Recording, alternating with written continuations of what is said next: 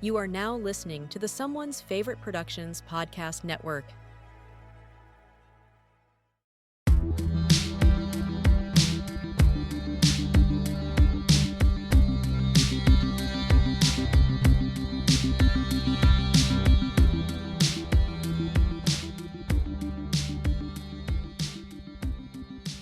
Welcome to They Live by Film, a platform dedicated to bringing you film discussion and interviews from around the world. I am Adam Lundy, and I am joined as always by my co-hosts Chris Haskell and Zach Bryant. Hello, hello. Hello, everyone. Hey, happy Sunday. Happy Sunday. I am recording from a hotel today, so if I feel a little sultry, that's why. Oh, very nice. There's something about sleeping in a hotel bed. I never can explain it. Like I sleep all the way through, but I just feel like garbage for the rest of the day. Yeah, 100%. See, I find it hard to get to sleep in a hotel. I'm like, I have like my pillows that I've had for years that are like, I'm used to my pillows and I'm used to the kind of the bed. So I find it hard to fall asleep in a hotel unless I'm like at a wedding when I'll just be piss drunk anyway. So I'll just fall asleep as soon as my head hits the pillow anyway. But like in like a normal circumstance, I find it really hard to fall asleep in hotels just because it's just different. Well, I put on, there's this podcast I listen to fall asleep called They Live by Film. It's amazing. But not joking. I set my timer on Spotify, and usually within 10 minutes I'm out. But no, I sleep in hotels so much. I'm kind of used to it. But the only thing I've noticed is that the nicer hotels will have, if they're kind of, this is a pro tip, they'll have two different style pillows on the bed usually. So like if you don't like one, you can switch to another. But for work, I do not stay in the nicer hotels. So I've had to put all sorts of crazy tricks. Like I've had to put towels to get a little extra height or shirts or something. I've had to put all sorts of crazy tricks just to try to get a decent sleep. So I have a question because you are somebody who's a hotel jumper. Mhm. Um, are you somebody who like instinctually checks for like bed bugs and stuff like when you get to the hotel room, or is that just Um, I did. I did. Yeah. For years I did, but I eventually just gave up. I mean, like, it, you're like it's gonna happen. It's gonna yeah, happen eventually. the funny thing is the only time I've ever found bed bugs was in a Marriott proper. Really? Yeah, so I mean, I'm not staying in what's it called, Super Eights or Motel 8 or whatever. Like I'm not staying in those for work. I get usually it's like Fairfield or Springfield suites. So they're certainly not the nicest ones, but I mean they're fine, right? They're proper hotels. I'll believe you. I've never been able to afford to stay in one, so I'll take your word for it. No, Fairfields are usually like $100 a night. That's 100. that's past my price range. Okay, okay, okay, okay, okay, okay, 60 is where I like to be. 60 and less. You okay, okay, can't okay. get any hotel in Ireland for that kind of money. Yeah, I mean Yeah, we have so many fucking here. See, there's so many off seasons here for everything. So, right. I mean, like we have several hotels where I live, which I won't like dox myself, but all we have here is a NASCAR track, and we have like 10 hotels, two of them which are pretty nice, but it's just for the NASCAR drivers to stay there. There's like no other reason for its existence. And so during the rest of the year, it's super cheap Yeah, because they got to fill it somehow. Like they make all their money twice a year. yeah. So as long as you're not going towards like if you're going to the beach in the summer, good luck. They're gonna get their money. But if you go to the beach in January, it's dirt cheap. Nobody else is there. But yeah, I was curious because I had that bed bug incident Yeah. in Europe. So I was like, oh, I now I'm super paranoid. I check everywhere I go now. Yeah, if I was in hostels, I would be paranoid about it. Yeah. But typically, like, yeah, Europe hotels are just so expensive, Adam. You were kind of saying that, I thought I was so proud. This is, I don't know, maybe 12 years ago now. I was so proud because I found a hotel in London for like $110 a night.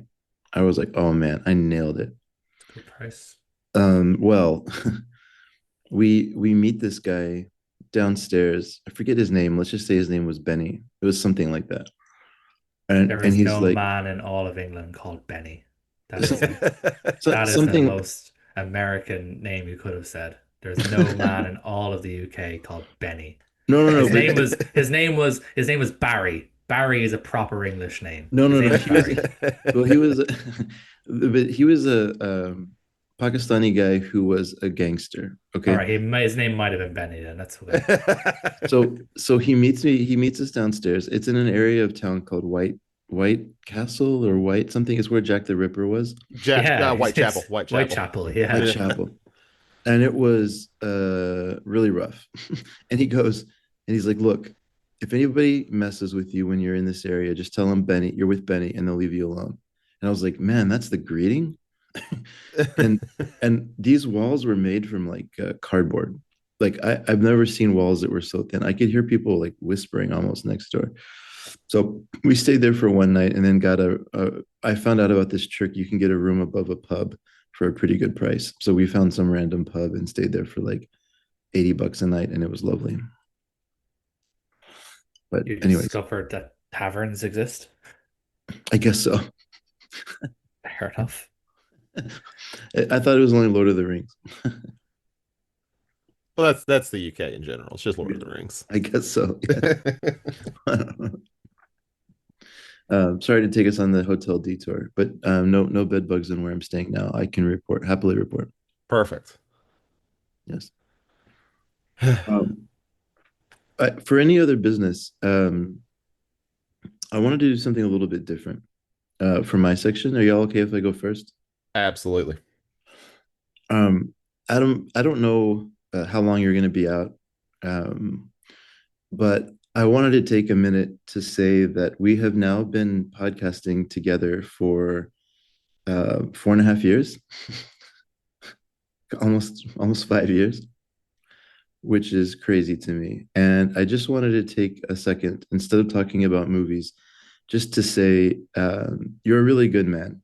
And we argue on here, we have fun. You have horrible taste. I will not change my opinion on that. Half the time you have bad taste, but half the time you have wonderful taste. But you're a good person and you become a good friend, and I will miss you when you're out.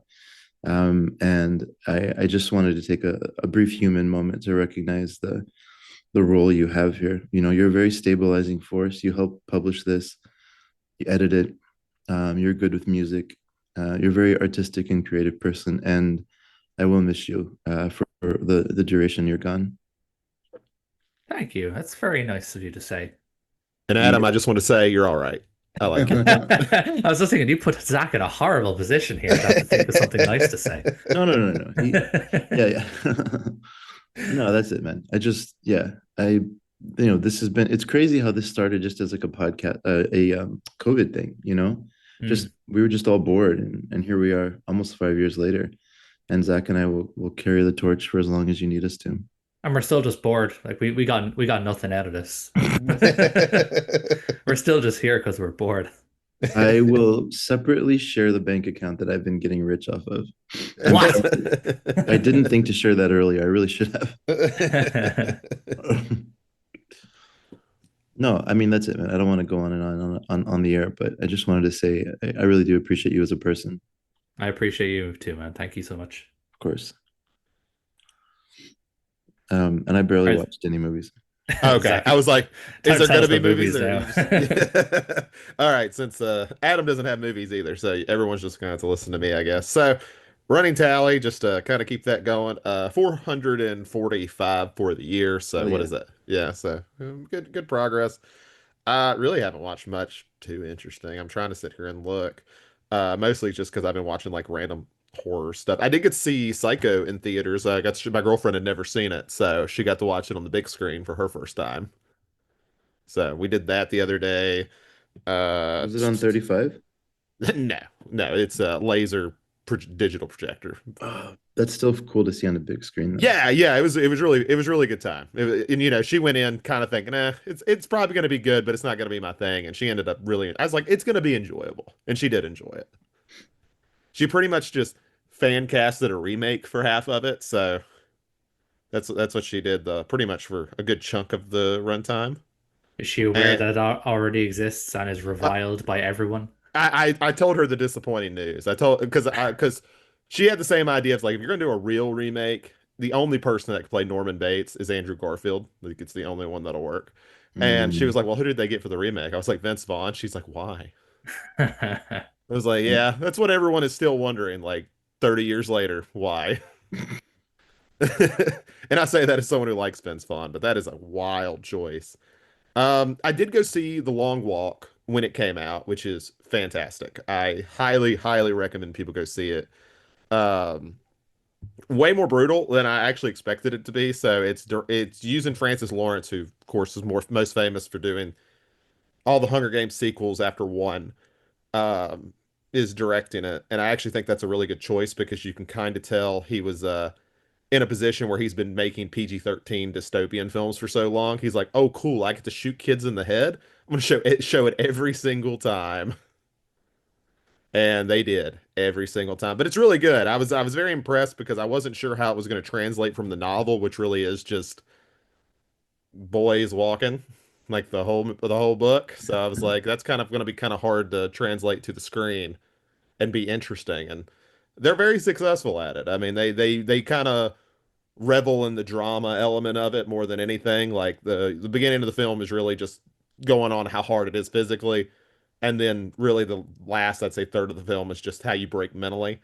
And I think Oh. that was kind of a good choice for it. So if you get a chance to go to the theater, I highly recommend that one. And really, I'd say that's about it. That's really all I have to talk about. Everything else is stuff I've rewatched or not that interesting to talk about. I've heard The Long Walk is good. I've seen a good few good reviews for it. I won't get a chance to see it in theaters, but when it comes on streaming, I'll give it a spin. Yeah, like, my recommendation's always seeing it in theaters camp, but it's not one I think is going to hurt the experience to see it at home. Hmm.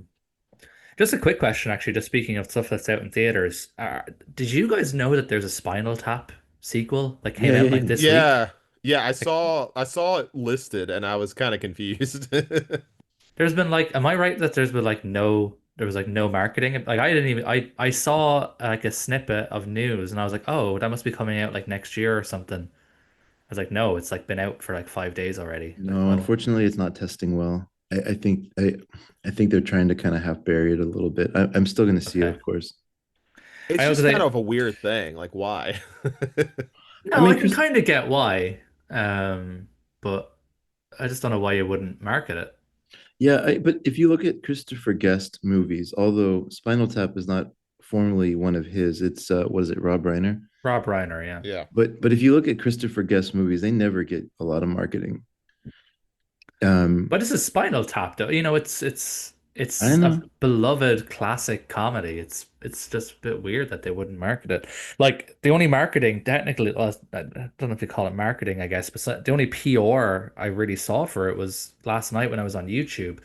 There's there's a record store called Amoeba Records that you Hmm. guys are probably familiar with. So they do a video series called What's in My Bag, where they get artists to come in and pick records and then kind of talk about why what the records kind of mean to them. And they had quote unquote Spinal Tap do so it's them just playing their Nice. characters doing a Hmm. What's in their bag. And I was like, oh, that's pretty funny. I wonder when the movie is out. And I looked it up and it's like, oh, it's been out for a week. And it's only showing in all of Ireland, it's only showing in two cinemas Yeah, in the and I was entire just looking at the country. box office. It's only made $300,000 outside the US, and It's so weird. It's only made $2 million in the US. Jesus. It's Yeah, so yeah, it's not even reaching top 10 of the week. Like it's very yeah, it's yeah. weird. It's very Yeah. on brand for the plot of the first movie. Yeah. Yeah, it is. Maybe they did it on purpose to try and be meta. Yeah, and then Spinal Tap 3 is just gonna blow the hell up.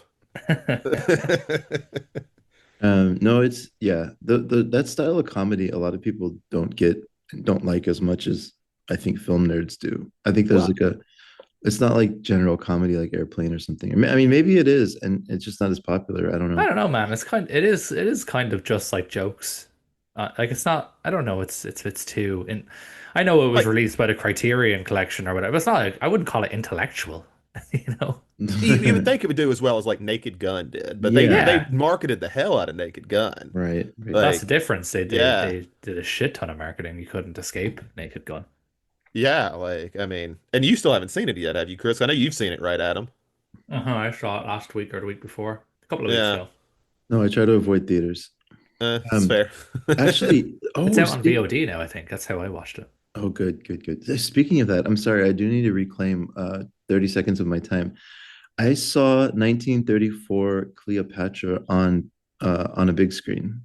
Oh, Erica from um, um, what's her Unsung Unsung Horrors Horrors. is nice enough to. She lives in Austin. She was nice enough to invite me to a screening from the Austin Film Society. Which separate note, I may join. It's a really cool organization. But man, that movie is awesome. Like it's one of these pre-code, um, can be kind of salacious movies that's just really, really fun to watch. Who made it? It was uh It's not one of those like Cecil B. DeMille's or yeah, something like Cecil that, is it? DeMille. Cecil B. Oh, DeMille. okay. Fair enough. But it's an interesting one because I don't want to go too much on a tangent, but Claudette Colbert was the star, Oh, and yeah. she was bigger than him the year it was made. And so she saw the script and she goes, "Yeah, I want to make it more fun." And so they made like a very campy, fun, kind of silly Cleopatra movie. It's very different than I was expecting. It's very, very, very entertaining, really fun, really good. But Solid yeah, addition to any other business. No, I think I'm good.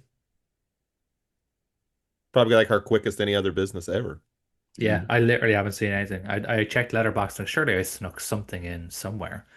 But no, I did not. I suppose we only recorded a couple of weeks ago anyway, so mm, had a bit of a shorter time between recordings than we have been for the last while. So that probably has something to do with it as well. yeah. And also football season's back, so any free time is watching football. Um, cool. I suppose we'll get into the meat and potatoes of the episode. Zach, obviously this was your week. If you want to kind of uh, remind folks of the theme and Sure. kind of go from there. Yeah. So for my theme, I've been wanting to do this for a while, but I wanted to do I wanted to do three movies that kind of represented that are my family's favorite movies, stuff I grew up with, because that's what kind of represented their taste, and a lot of that taste got pushed onto me. So our three films were, for my dad, Vanishing Point, which is a movie I saw when I was a kid, and he loves it, talks about it all the time. My mom's favorite movie is the Outlaw Josey Wales. She was somebody when she was 15. She would sit in a theater as soon as it opened and then stay there all day and just rewatch the Outlaw Josey Wales. She did that for like a whole week. So that's been a big movie for her. And then my sister, she had a few. I asked her what she would put as her favorites, and she gave a few answers, but I decided to go with Clueless because the other one was Social Network, and I'm sure we'll get to Social Network at some point sometime. So I thought Mm, Clueless would be kind of a better one to discuss and have fun with. So thank you. yeah, so we're going to I guess we'll start with my father. We'll go with Vanishing Point 1971. And Letterbox actually doesn't have a 10 paragraph synopsis of this, so that's nice. So Vanishing Point is Kowalski works for a car delivery service and takes delivery of a 1970 Dodge Charger to drive from Colorado to San Francisco.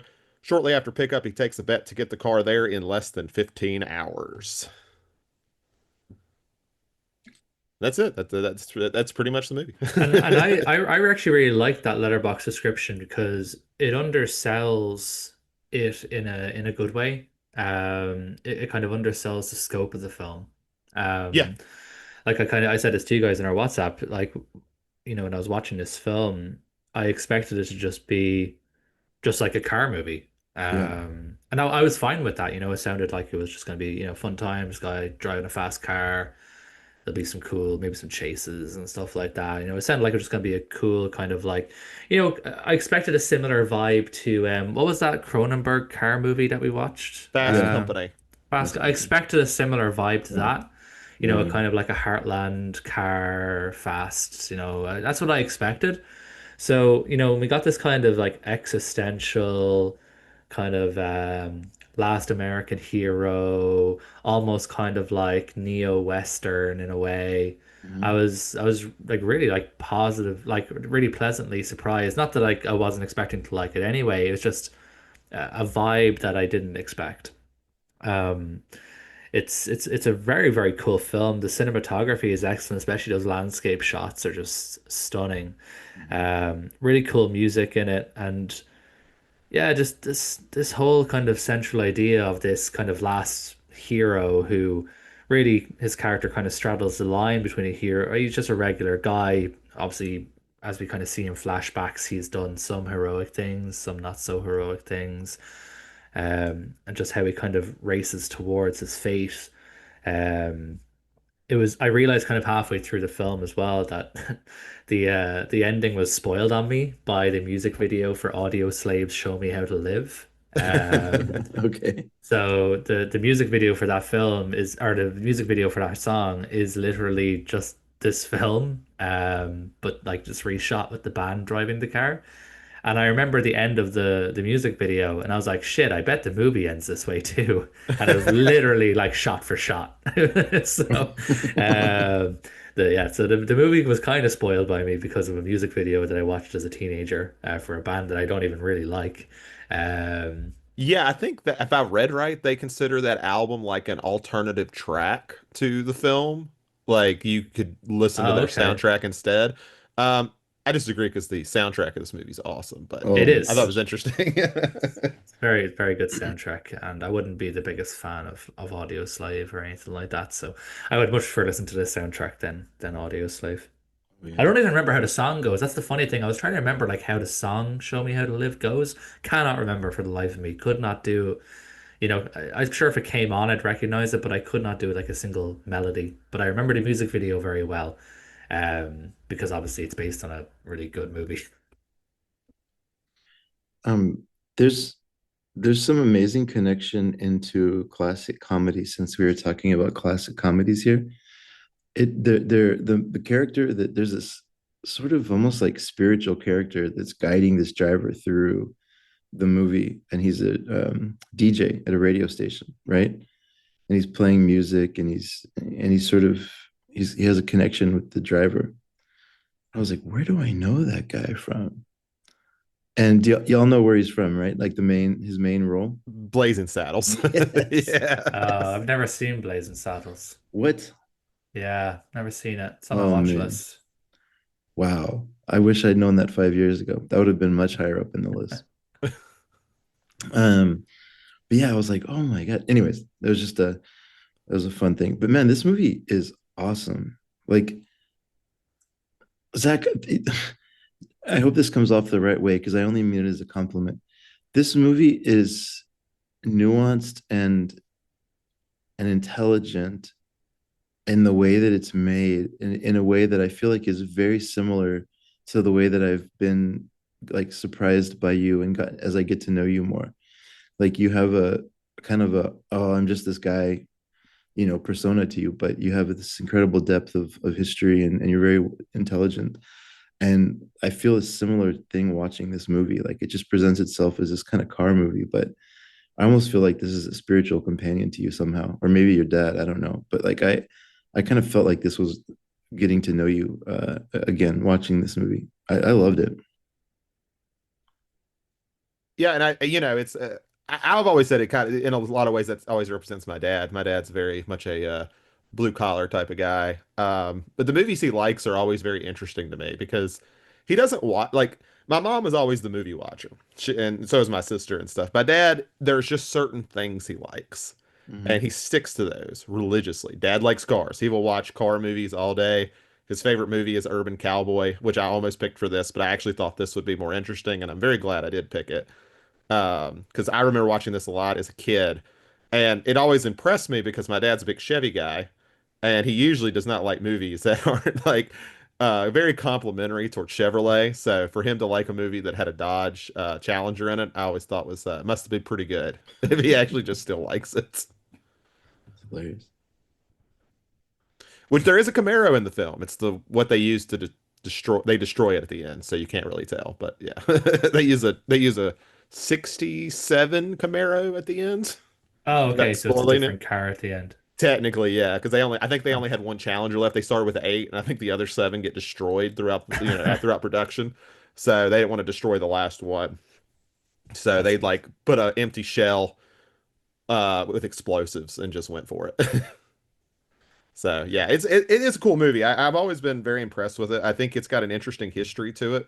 Honestly, I let my dad borrow the Blu-ray when I bought it like a couple years ago. I didn't sadly watch it with him, but I do remember him calling me and saying that he had seen a scene in the movie he did not remember, and it's the one I was telling you about yesterday, Adam, Mm. that they had cut from the film because he had never seen it on Blu-ray or anything. So he was like, "I don't know what the scene is." And I do think it's. Did you end up? Did either of y'all end up watching that scene? I can't. I didn't know if y'all had a chance. Yeah, I watched it a little bit earlier, with Charlotte rambling, which I thought was Yeah, interesting. Um, yeah. And it's like a 5 minute scene. For context for people listening, essentially, when Fox bought the film, there was a couple things they needed to do. One, they needed the film under 100 minutes, so it could be double billed in theaters in the drive-in. So that they had to cut 5 minutes out, and then they also just thought it was going to be too allegorical for the film, which I thought was kind of funny. I guess it is the most like almost surreal scene of the film, though. I mean, it's I don't think it's anything. it's not even that surreal though. I Yeah, was like, I watched it earlier and I thought I don't really see what the big whoop was. It's just a pretty like the scene. This is like not really any different to where he's like with the hippie chick who goes around on the motorcycle that he had like rescued a few years earlier. yeah. Like I didn't really see the big deal with And this there's been a scene. lot of theories. Some people say it was probably just as simple as, and this one's one I have a hard time believing, but it's almost ridiculous enough to where maybe a studio would have this like mentality. But it's where he smokes pot in the film. That's exactly what I was thinking. But you're like, well, he did uppers at the very beginning of the Yeah, but film. that's okay, man. Speed is okay, but marijuana is hippie shit. They Yeah, don't want they don't so want some him doing people the have, hippie shit. yeah, so some people speculate it's simply because he smokes pot in that scene and gets stoned. That is Uh, exactly what I thought. Because so uppers are stuff that like businessmen do to stay awake to do business. yeah. But weed is hippie shit, and we don't want our youth doing hippie shit. And That is I exactly what I was thinking. yeah, and I mean, I actually think that kind of adds to like Kowalski as a character, because like there's all these things that are put upon him, like of who he is. There's all this speculation of what type of person he is. He's kind of romanticized in the film as like this outlaw type Yeah. Yeah. character. And Hmm. none of that matters to him. Like he's not trying to represent anything. So it's almost interesting. He gets almost like this hippie persona. So, the marijuana thing kind of ties into that. But I don't think he cares. Like at no point does he seem to care it looks like he appreciates the help um to get through, but I mean, he's not doing this to for any reason but to for himself like the whole time. And it's one of the reasons I really like the end, which I'm sure we'll get into at the very end. But just how people kind of like, they have that realization at the end that, they've made this like larger than life character out of a guy who really wasn't. Yeah. Yeah. Quickly, I do want to call out this is 2397 on They Shoot Pictures. Oh, that's cool. I didn't So actually expect it to be that high. it is very highly regarded. Yeah. And I, did um, you go Go ahead. ahead. No, I was just gonna say, I know Quentin Tarantino is a huge fan of the film. He references it in fucking Death Proof like 10 times. Yeah, I read that earlier that they have the same license plate or something. Oh, that's Um, good. Oh, that guy. Yeah, that's cool. yeah. The the behind the scenes of this movie is interesting. So the y'all know the screenwriter, this guy named G. Kane. Hmm. That's his pseudonym, and his name is Guillermo Cabrera Infante. He's a Oh. Cuban guy, and his parents were part of the founding members of the Cuban Communist Party. Interesting. And so he was a huge Fidel Castro fan, and then had to run into exile because he was a bit of a contrarian inside Cuba. So he actually ended his life in London. I'm not saying died. I mean, I'm not saying suicide. I mean, like the end of his life was in London.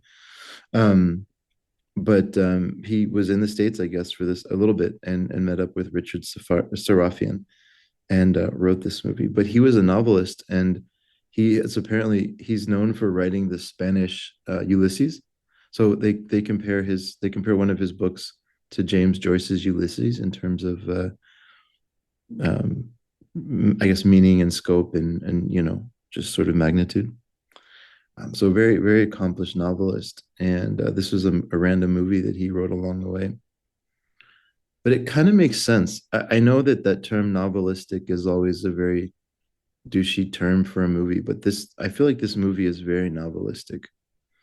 Yeah, it almost feels like chapters, right? Like not quite to Hmm. the point where it feels like an anthology, but it's like, all right, this scene's about this scene's about this, Hmm. and where it's a road trip movie, you can kind of get away with that Yep. because obviously you're going away from whatever the previous scene was anyway. Yeah. Yeah, well, like it's just basically meeting different characters along the way. Each sort of interaction is almost like a different chapter. Yeah.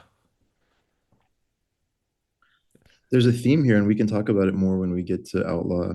But there's a theme here that I think is interesting that I want to diagnose your family a little bit about Okay, go for it. that kind of character that sort of lives by their own way, kind of does things in their own way, and it may not be what you expect out of them. And there's it's interesting that these two movies are the ones that are so near and dear to your parents because there's actually some similarities in the hero, I think.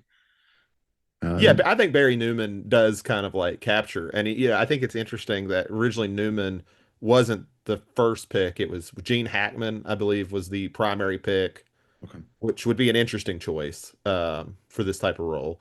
And Hell then of I an think actor. Chris Christopherson, I think, was the other. Yeah, that's who I was thinking. Chris Christopherson could do this. I think it would be similar. I think both of those fall too far into different spectrums. I think Chris Christopherson is too hippie to do it, and Gene Hackman would be too intense to do it.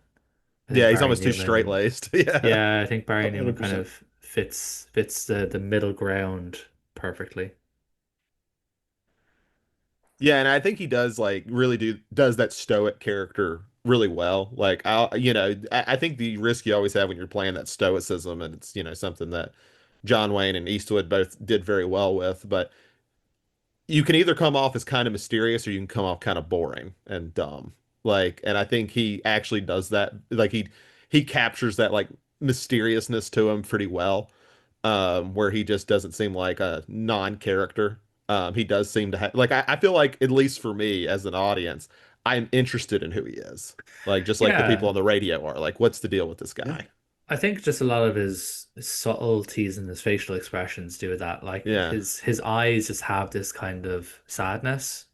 Um, so even like when he cracks a smile or anything, there's just his eyes are still quite sad. Obviously, we kind of learn his character's backstory as we move through the film as to why he kind of became this kind of a cynical character, I guess, or kind of world weary. Um, so I think there's a lot of subtleties in the performance that make the audience kind of gravitate towards him. There's like even from early on, we kind of notice more to this guy than what meets the eye. He's not just this mysterious dude who likes to drive fast. There's a history and there's a past and there's secrets there that we then kind of go on to learn as the film progresses. Yeah, and I think it goes more to what you were talking about, Chris, with having somebody who's more of a novelistic type of writer. And I think he does a good job of not dwelling on the backstory. Like he just Yeah. shows like these very small like vignette sections. Hmm. Like here Hmm. is this like maybe 2 minute scene of something happening. We're gonna let you fill in the pieces because I think a lesser writer like this is a 2 hour film and we're seeing much more backstory. Oh yeah. And I think that's such a smart decision because it doesn't take the mystery away from him. It just kind of like it makes you think more about who he is and why he's Supplements it. doing this. Yeah, yeah. You're just trying to like you got to give the audience some type of understanding why this guy is seemingly making the decisions he's making because he doesn't have to make any of them. Like every bit, like the stakes are so low in this film, and really you have the main character who's upping them himself. Like he's just got to bring a car to San Francisco. He chooses to make it 15 hours. Yeah. He makes that choice. He makes the choice to early on get in interactions with the police. He doesn't have to. Right. And he stops so much, he probably could have made it anyway, which was funny. I was reading this and I thought it was interesting. You can almost make the trip he makes now because of the highway system legally. Like, yeah, like 15 hours from Colorado to San Francisco isn't quite in the legal limit in 15 hours, but it's not that far off. But You could do it if you're smart. Yeah, like obviously if you're using the old roadways and stuff, yeah, it's gonna take you a while, like he was doing. Obviously, he's not taking the highway system. Sure. But you mentioned the cops. I think this movie, I was trying to figure it out while I was watching it because there's a ton of counterculture here, right? Yeah. Hmm. And he's openly aggressive to the cops. Like there's Hmm. no, he every single time there's a choice, he chooses violence, right? He'll run him off the road, he'll race him, he'll push him. Except for the Jaguar guy. The Jaguar guy started that one. Yeah. Yeah, that was that dude. He's the one who bumped him. But True. yeah, the other one, yeah, like he kind of could make the different choices every time. Yeah. And there's so much counterculture in the film in general. Um, I really want to watch this a second time now that I kind of know what to expect a little bit more, Mm. because the music that's played on the radio would have been considered not mainstream, I think, at the time. The from Cleveland Little, what's his name, Super Soul. Super Soul, yep. There's a scene where John Amos, the late great John Amos. Well, I hope I didn't just kill John Amos. I hope maybe he's No, still I think he has passed. I think he passed a couple years ago. he's passed, right? Yeah. Fights people that come into the radio station, and John Amos is the one that kind of fights them off. So there's just this undercurrent of violence and rebellion throughout the whole movie against the system that I think is very interesting. I think this would fit in very well as one of the like Italian Zapata westerns, like, or some one of these countercultural leftist leaning films that were made in Europe around that same time. I think this would fit in very well with those. And I have to imagine there's some type of not I'm not going to make it political, but some type of anti-establishment, themes in this movie that would come out more on a second viewing. You know, I kind of get that, but almost in a different sense. Like I think people like it's kind of like you apply it to Kowalski. Like there's all these people thinking like, listening to him, they're coming to like see him, they're coming to help him because they think he does represent that. Oh, and then at the end, he doesn't really. He doesn't really. I mean, not True. real. I mean, he True. he makes his own choices, and obviously, he's obviously not a very establishment type of guy, but I don't think he really cares all that much about a hippie movement either. I don't think he sees himself as that. I Yeah, because I think he's doing a lot of this for himself. Like I think that's kind of the thing about him. Everything he did for himself. Not but not. necessarily a bad guy, but Yeah, and it was a you got self-destructive behavior. there. It is. That's the word I was looking for. He's very Yeah. self-destructive. Um, yeah. Because I mean, we look at like his history. He's a police officer at one point. He's in the Mhm. Vietnam War. So I mean, he's someone who lived pretty well within society. You would not, those are not necessarily counterculture. A lot of people who came out of Vietnam were, but a lot of people who were police officers obviously were not. Um, so Yeah. I think that's kind of what makes it interesting is that's applied to him because of what he's doing. Like, you talk like his aggressiveness towards the police and things like that. He's not doing it because he necessarily hates the police. I think he does it because really he just hates himself That's interesting. Well, they're the roadblock to, you wherever he know, wants to go. where he wants to Yeah. go. So I don't think it's necessarily an I hate police or whatever. I suppose it's the film is kind of left open to interpretation, really. You Mm. can see it as a countercultural film or an anti-establishment film or, like a death of the American dream or whatever. I think, the character of Kowalski is left purposely blank enough that you can kind of he can kind of be a mirror for what you're Yeah. trying to get out of it in that way. Like I still don't really know where I fall with, in terms of how I read the ending and stuff like that. I'm still kind of still Sh- really thinking about it. I feel like I should need to we watch talk the about the film ending? again. Yeah, yeah, let's do it. Let's do it. Yeah, I'd be happy to know your insight because I still don't really I guess I don't really get it. I obviously get what happens, but I don't really get the why, or at least I'd be interested to hear your guys' why. So I guess before just in case, I would recommend people watch the movie, obviously. But if you're going to stick around anyway and get spoiled by the end, it's a pretty old movie. So essentially, at the And if you've end, seen the music video for Show Me How to Live by Audioslave, you already know it. So there yeah. you go. So they had already attempted to get through many roadblocks to stop Kowalski limiting his road usage. So at the end, they're about as tired of as they can be. So they put up a roadblock that uses two bulldozers. And Kowalski, even though he can see them, that's the whole point of those roadblocks, is it's supposed to give the person enough time to stop.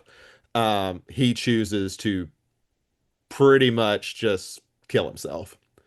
Now, I've read a few interpretations of the ending, which I think are interesting. I'd be interested to where you guys fall. The ones I've always heard is because he is so drugged out that when he sees that like glint of like light in his mind, he believes he can get through. Uh, and the other part is he knew he just made it to the end and just chose to go out on his own terms. And some people think he can't see that well because of the glint between the two bulldozers. So I've heard a few different ones, but I'd be interested to see where you guys kind of fell. Well, I don't like any theory that makes him sound stupid because he's Yeah, I shown don't throughout either. the whole course of the movie that he can successfully evade the police up until this point. He's obviously a very good driver. He knows roads very well. He knows evasive maneuvers. So I don't agree with any theory that makes him sound dumb. I agree with that. I don't either. I've always went for he knew it was the end and he made his choice. You know, he knew this was going to be the end because I mean, he had already tried to turn around and go the other way, realized he can go the other way, and just went on straight through. Yeah, like that's where I fall from a like from the perspective of that's how what I think happened at the end. He just, he was just going out on his own terms. He reached the end of his journey. There was nothing more for him to do, and that was that. I guess maybe I'm looking for something a little bit below the surface. Like what's the theme? We know what happened, but why? I, I That's what I'm think that struggling with. If there is, maybe there's not. Maybe that's the point. Maybe there is no why.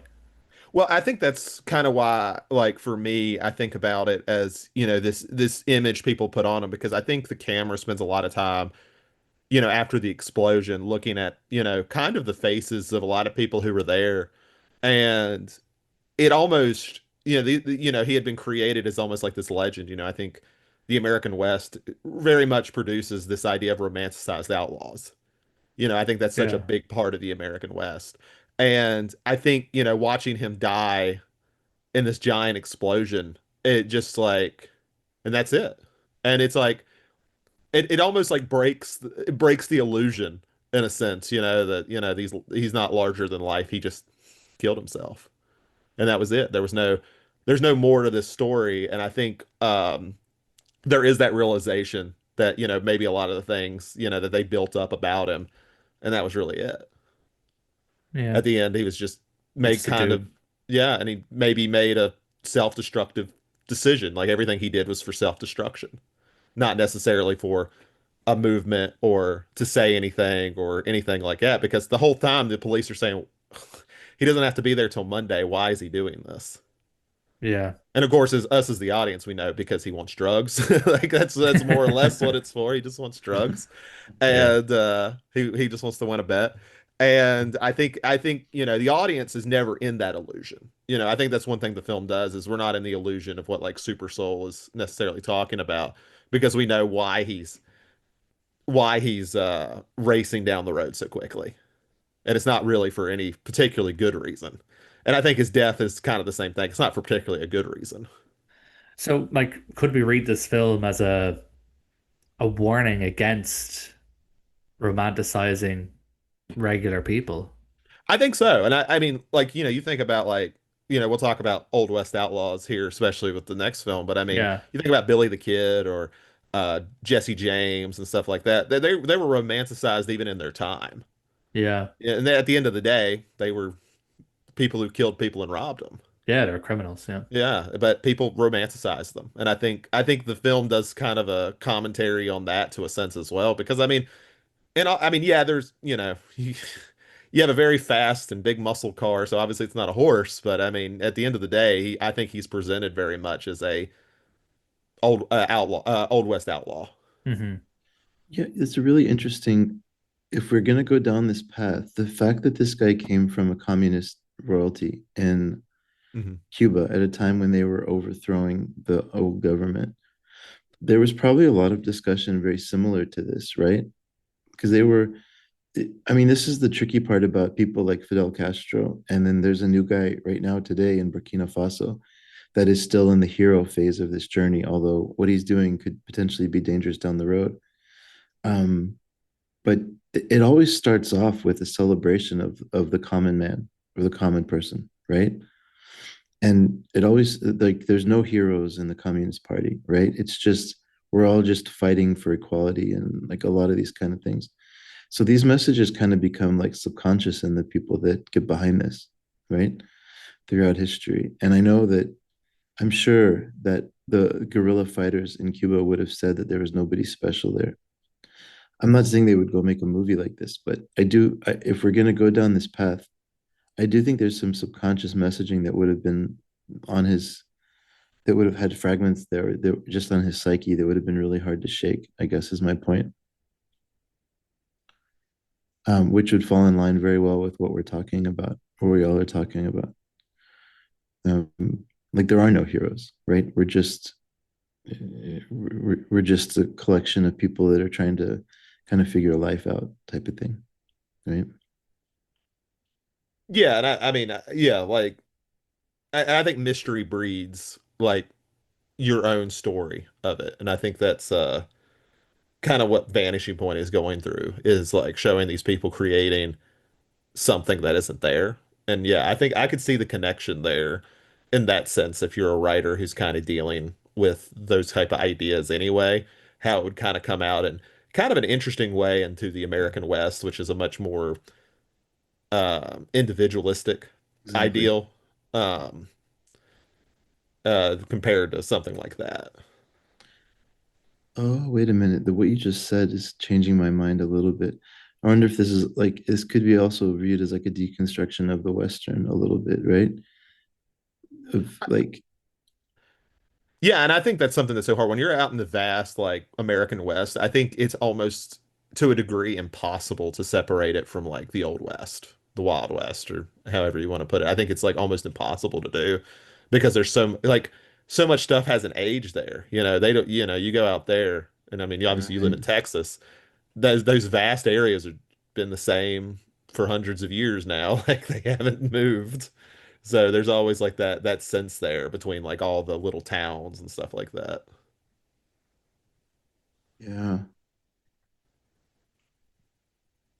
I don't know. I think I guess like I said initially, I really want to have a second viewing of this just to kind of help clarify my thinking on it because it's to what Adam said at the beginning of this. This is so different from what I expected.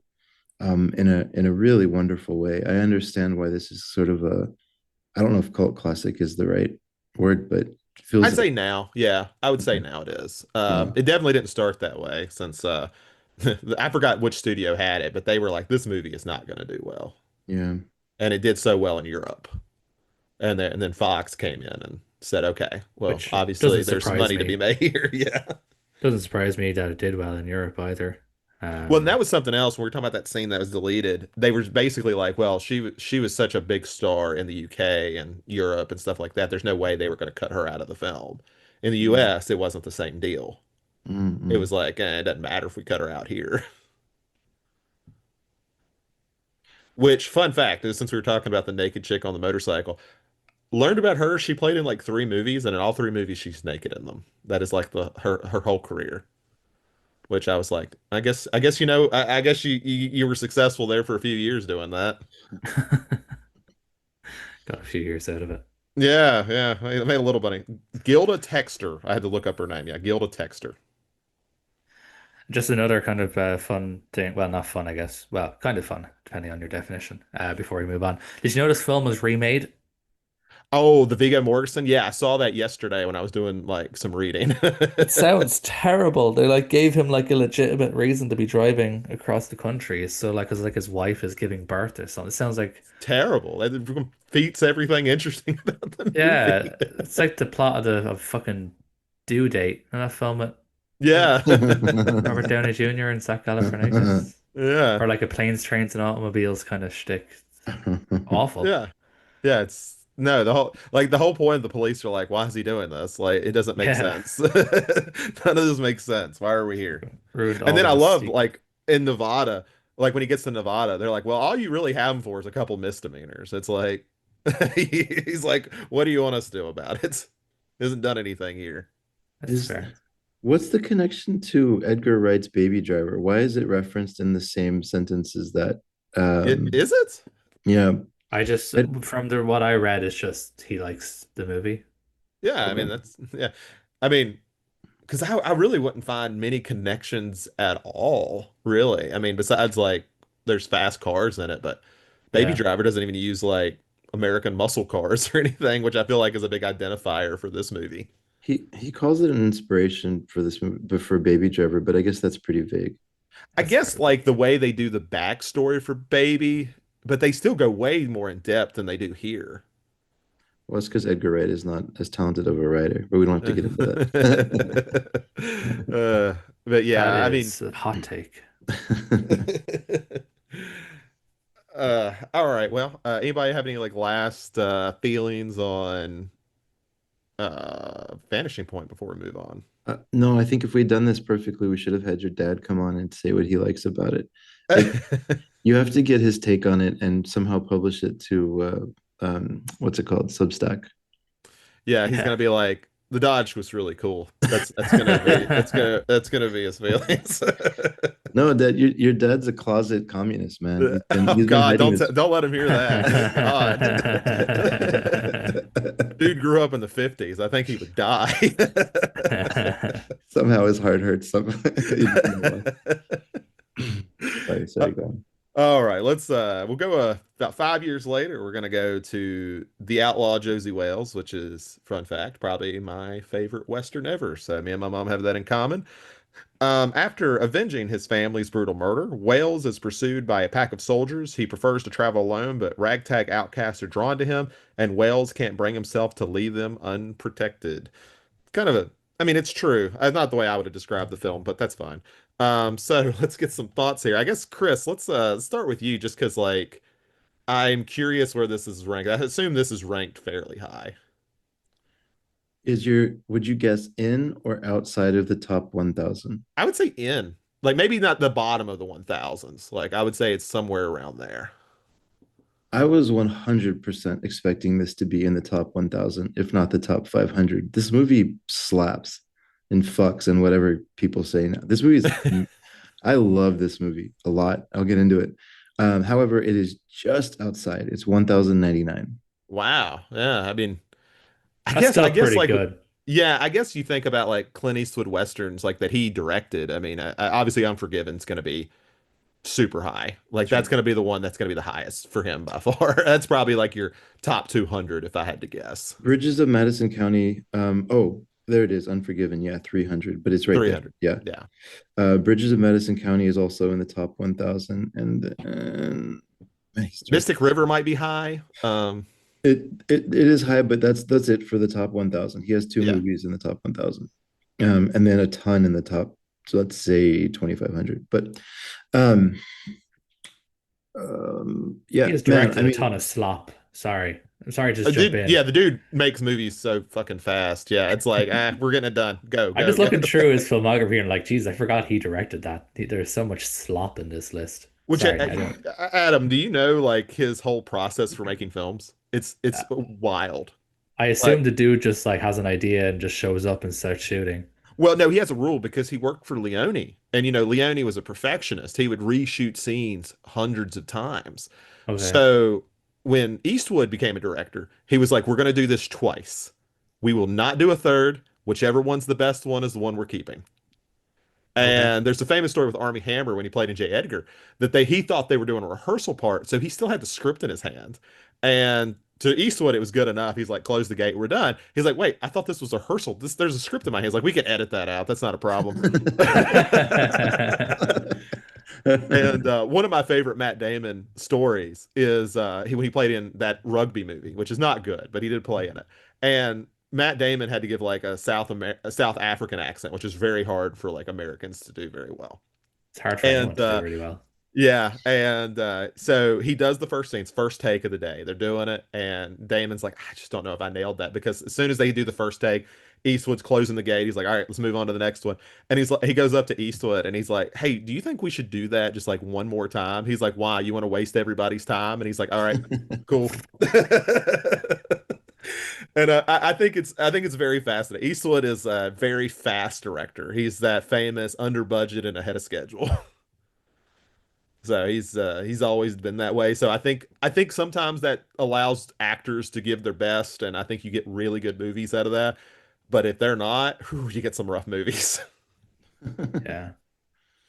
Where does this? Well, okay. Look, quickly, I'll just say, and then I want to hear what we all think on this. But the thing that, if I could sum up like one overarching like summary of how I feel about this movie, this reminds me so much of the second book of the Dark Tower series, which is my favorite book in the series. Um, or maybe second. It's up there. I think it's some of the best storytelling in the series, and Titus storytelling when he's building his team. Okay. Um, I'm not saying that the Outlaw Josey Wales is about him building a team. I'm not. I get it's not, but I love the way that he has these chance encounters with people, frees them, and they kind of ride with him for a while until it doesn't make sense to ride with him anymore. Or sometimes they stick around, but like he's not what you expect him to be, in a good way. He's got a good heart, and he just doesn't like, I guess, the North in this case, right? But he's completely his own man, and he's a good man, and he recognizes what the old like he recognizes what the West is and isn't, and like really holds on to those values very deeply. But they're very personal to him. But he's a very good person underneath, and I think that's handled very delicately and very well. I love this movie a lot.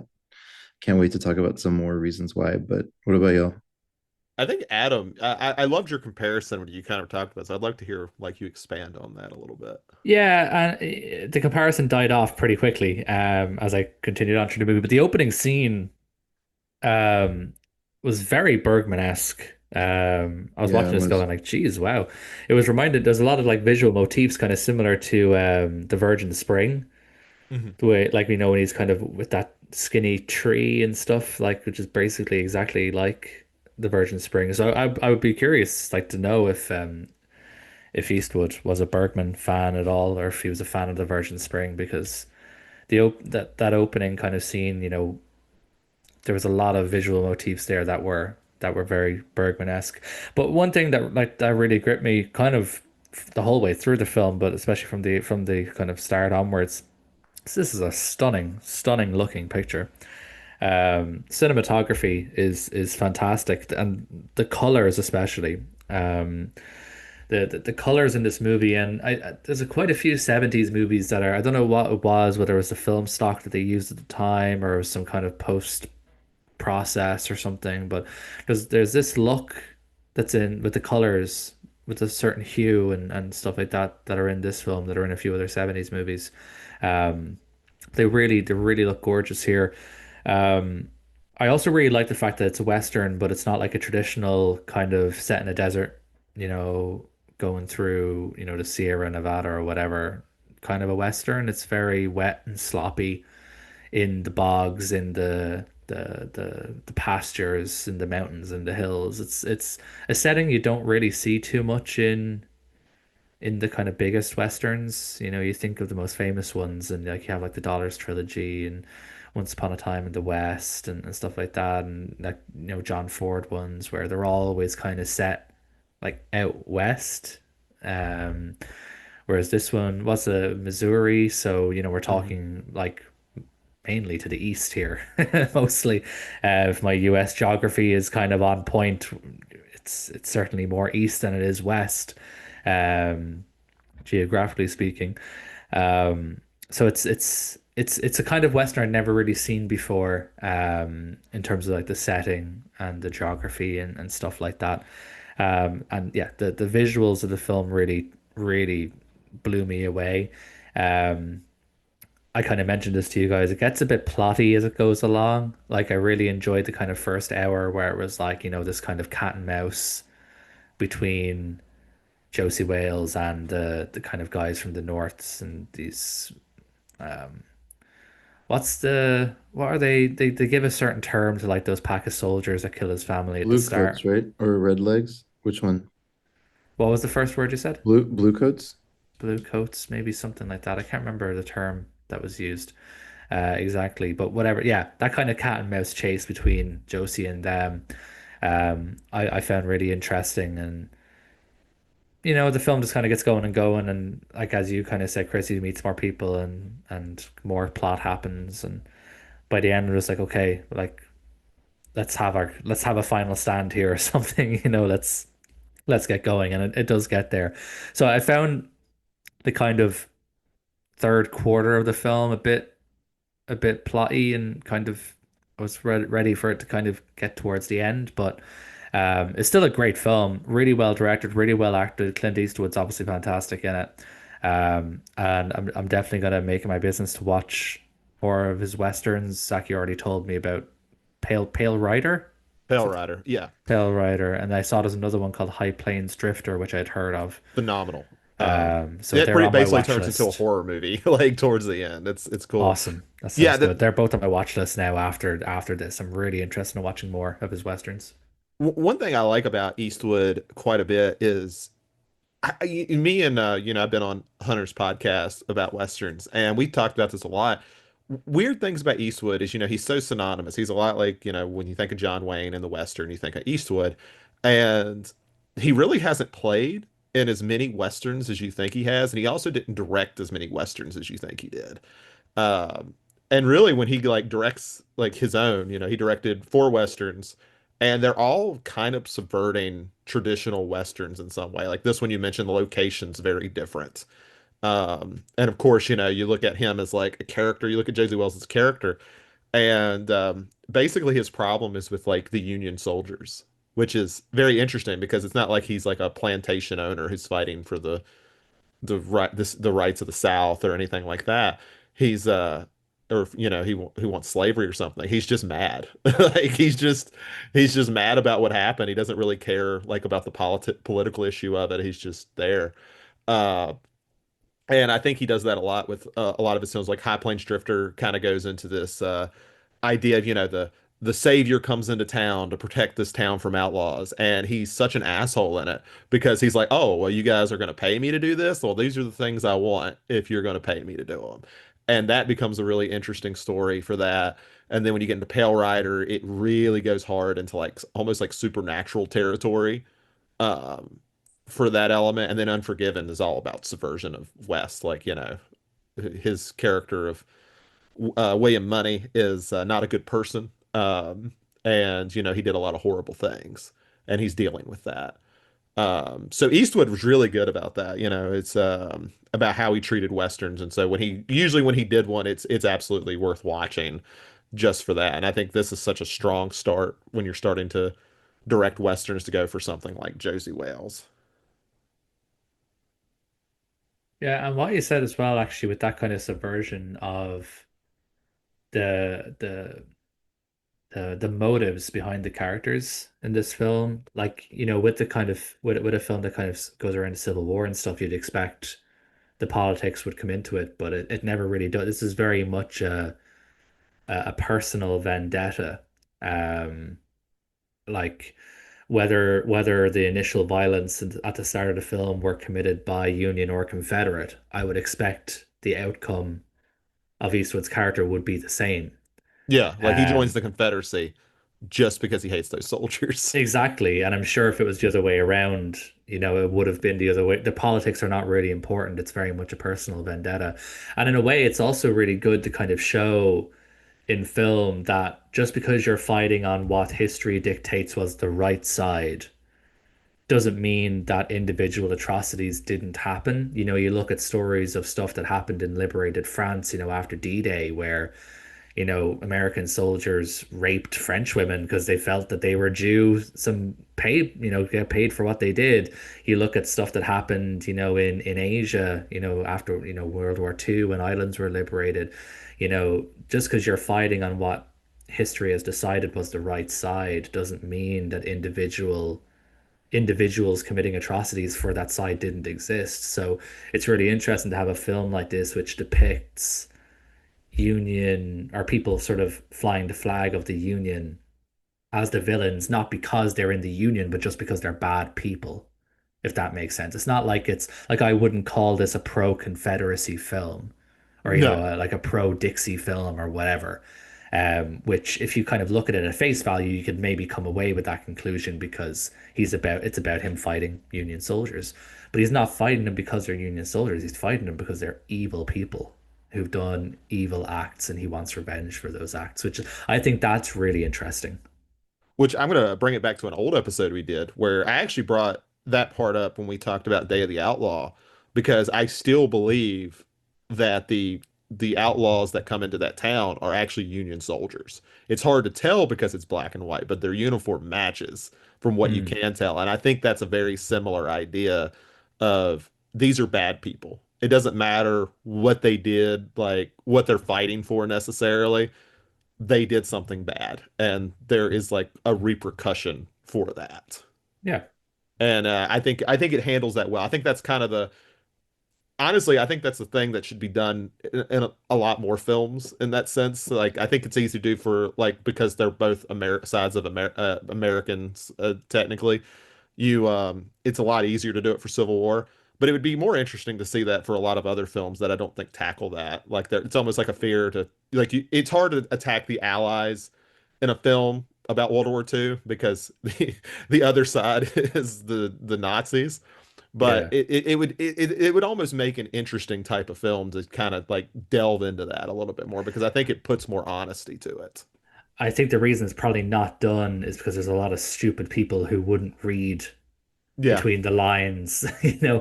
If you made a film like this today where it was someone on the Confederacy, you would have a lot of stupid people who are suddenly now coming out saying, the North was wrong and blah blah blah, and this is all about being fighting against the Union, or they shouldn't have stopped us from having slaves, blah blah. And I could see how that would get out of control very quickly because there's a lot of people who have no sense of nuance or cannot read themes or bad, Yeah, and that literacy goes for the other media.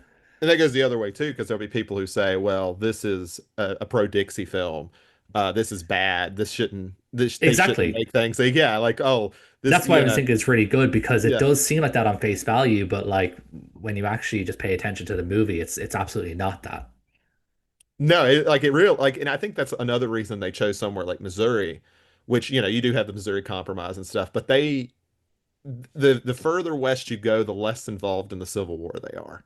Yeah. And I think that's why you place it somewhere like here. You place it in South Carolina. Good luck trying to not talk about politics during the Civil War, in Charleston. Like Mhm. you just can't do it. Like Virginia or New York. Like you kind of have to go a little bit out west, but you can't go so far west that they're not going to care.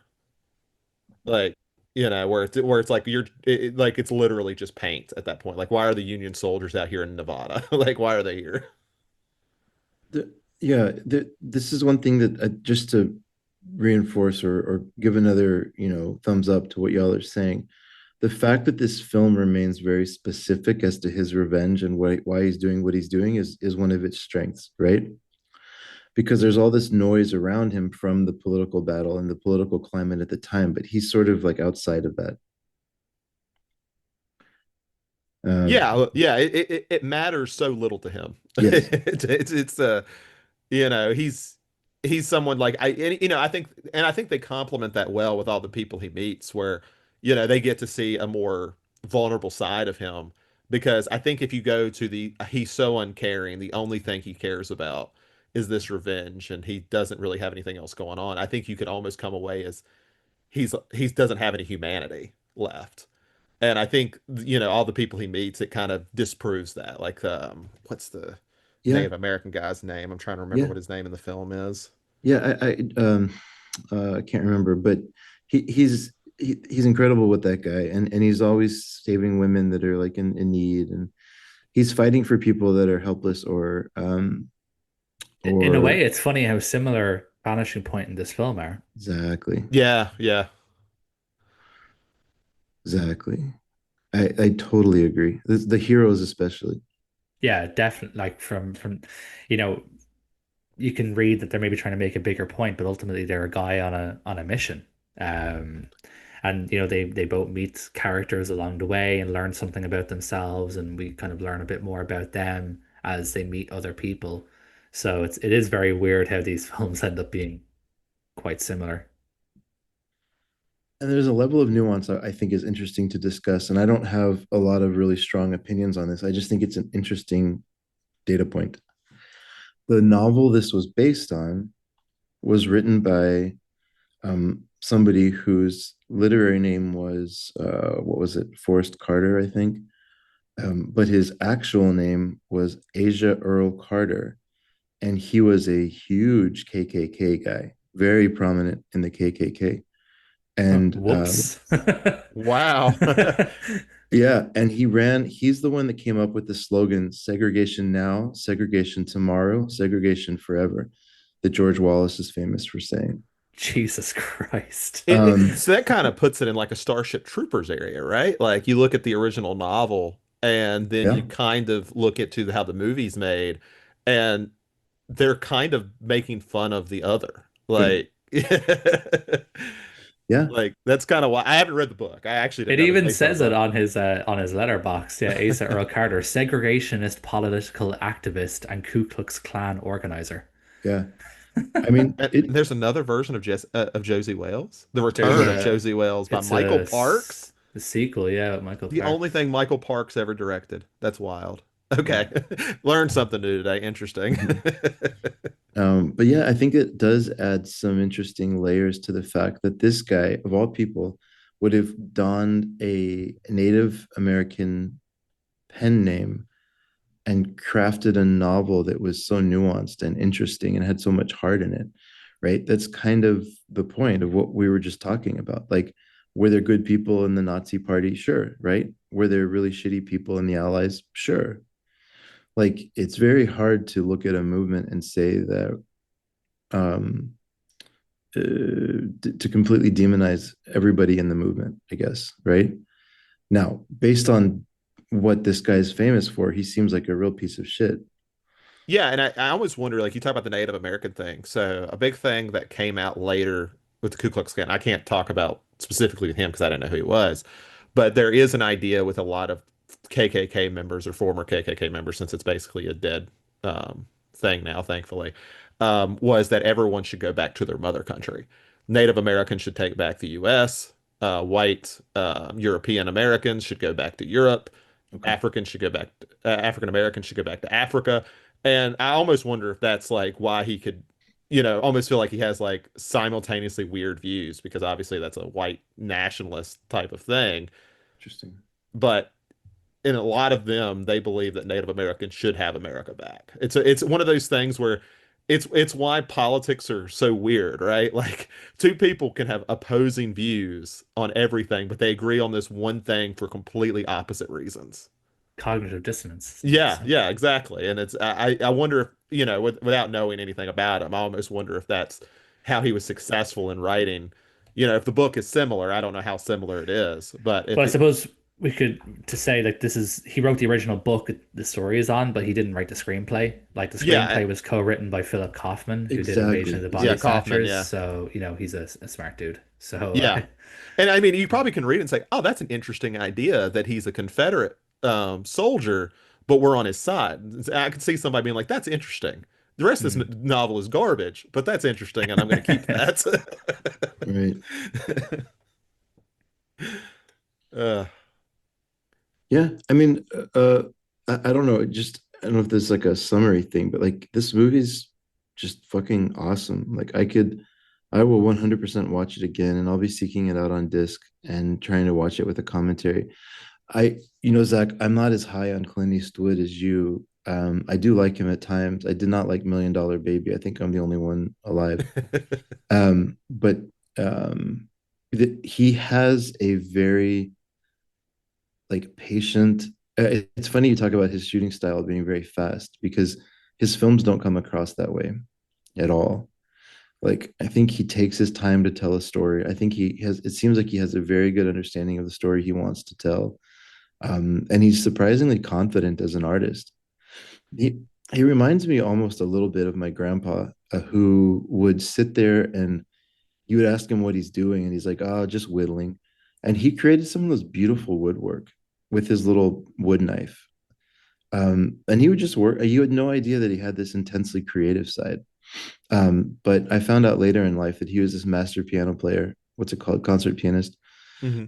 But like this dude chose to retire an hour and a half outside of Houston in a town of 200 people, and he wanted a little farm, and he just didn't fit the stereotype at all of any of somebody who was deeply creative. Um, except for maybe what Daniel Day-Lewis is trying to do. I don't know, but like I think there's this. Clint Eastwood occupies a very interesting space for me of like somebody that I just don't think I'll ever fully understand. Seems like there's a lot of layers there. And he's always very really intrigued me. And this is one of my favorites from him, I think now.